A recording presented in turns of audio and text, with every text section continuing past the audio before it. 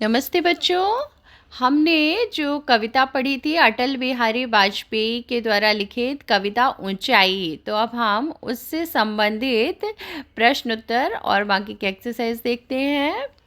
तो पहले इस कविता में आए हुए जो कठिन शब्द हैं उसे देखो। परस, परस का अर्थ होता है स्पर्श। एकाकी मतलब अकेला। ठूंठ सा, इसका अर्थ होता है बिना डाल पात का सूखा पेड़ या उसका तना। पृथक मीन्स अलग होना, सेपरेट होना। आरोहियों मतलब पर्वत पर चढ़ने वालों। और नीड़ मतलब घोंसला, नेस्ट। दरस मीन्स होता है दर्शन। दरस परस बोलते हैं ना, दर्शन और स्पर्श। तो ये थे शब्दार्थ। अब हम इससे संबंधित प्रश्न उत्तर करेंगे। तो सबसे पहले हम शॉर्ट क्वेश्चन आंसर देखते हैं। तो जैसे पहला प्रश्न है, ऊंचाई से क्या आशय है? तो ऊंचाई से कवि का आशय है सफलता से है। अक्सर लोग पद प्रतिष्ठा, मान मर्यादा और धन संपत्ति के मामले में उन्नत होना चाहते हैं। अगर 1 मार्क्स का क्वेश्चन आएगा तो आप सिर्फ इतना भी लिख सकते हैं, ऊंचाई से कवि का आशय सफलता से है। फिर सेकंड है, आरोहियों को कौन आमंत्रित करता है? तो उत्तर है, आरोहियों को ऊंचा पर्वत आमंत्रित करता है। थर्ड है, गौरैया कहाँ नीड़ नहीं बना सकती, मतलब नेस्ट, अपना घोंसला कहाँ नहीं बना सकती गौरैया नाम की पक्षी? उत्तर है, गौरैया खजूर और ताड़ के वृक्ष पर नीड़ नहीं बना सकती, क्योंकि ये दोनों वृक्ष जो होते हैं, पेड़, बहुत ही ऊंचे होते हैं, मतलब ऊंचाई पर अपना घोंसला नहीं बना सकती। आप ये भी लिख सकते हैं, या फिर खजूर और ताड़ के वृक्ष पर नीड़ नहीं बना सकती।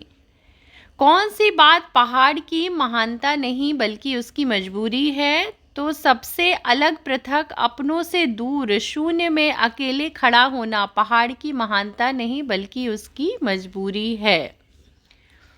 फिर अगला प्रश्न है, हर भार को स्वयं ढोने से क्या आशय है? मतलब कोई भी जो बोझ है, उसका भार है किसी भी चीज़ का, उसे स्वयं खुद ही ढोने से इसका क्या मतलब है कवि का? तो हर भार को स्वयं ढोने से कवि का आशय यह है कि व्यक्ति जैसे जैसे सफलता की सीढ़ियाँ चढ़ता जाता है, जैसे जैसे व्यक्ति सफलता की सीढ़ियाँ चढ़ता जाता है, वैसे वैसे अपनों से दूर होता चला जाता है। वह धीरे धीरे अकेला पड़ जाता है, अपने मन के बोझ अकेले ही ढोता है, किसी के साथ बांट नहीं सकता। तो कवि का हर भार स्वयं ढोने से यही आशय है। फिर प्रश्न छठवां क्या है, ऊंचाई के साथ किस बात का होना जरूरी है? तो उत्तर है, ऊंचाई के साथ विस्तार का होना जरूरी है, क्योंकि मनुष्य अकेला खड़ा ना रहे, वह औरों के साथ घुल मिल सके और उनको साथ लेकर आगे बढ़े। तो ये थे वेरी शॉर्ट क्वेश्चन आंसर, जिससे कि हमें एक सेंटेंस में उत्तर देना था।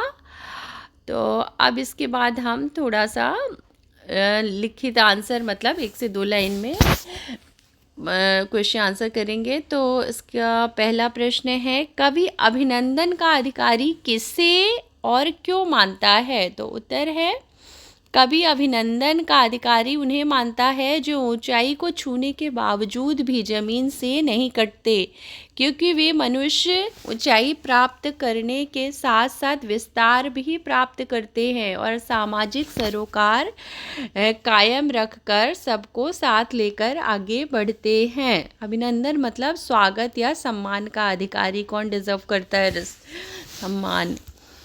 इसके बाद दूसरा प्रश्न है, ऊंचे पहाड़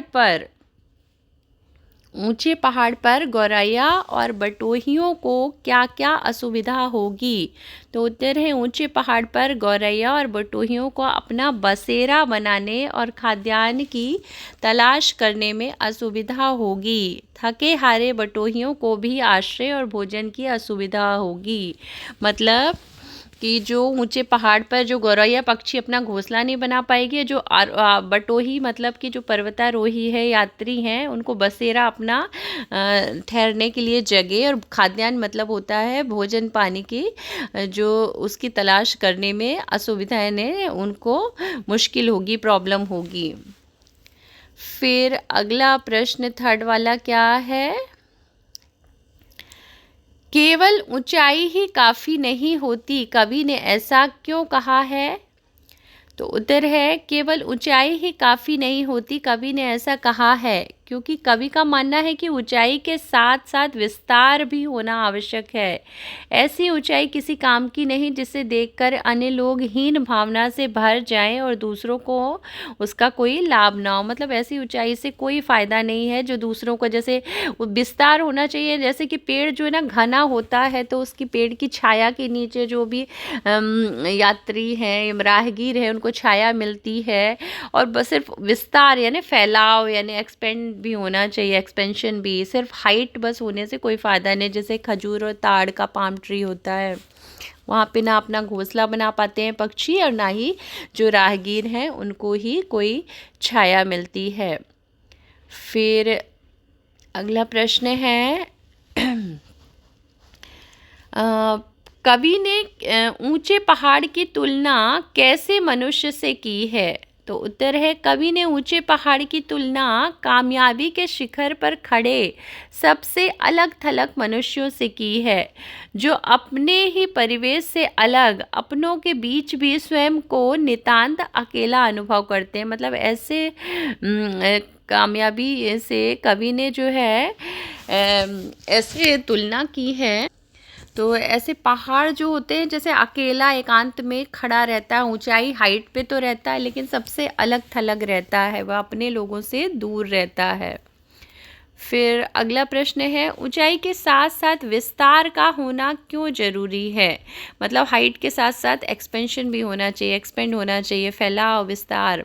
ऊंचाई के साथ साथ विस्तार का होना ज़रूरी है क्योंकि सिर्फ ऊंचाई की कोई अहमियत नहीं होती जिससे किसी दूसरों को कोई लाभ ना हो। ऐसी कामयाबी किस काम की जिसे देखकर दूसरे लोग हीन भावना से भर उठें। अतः ऊंचाई के साथ साथ विस्तार का होना भी आवश्यक है।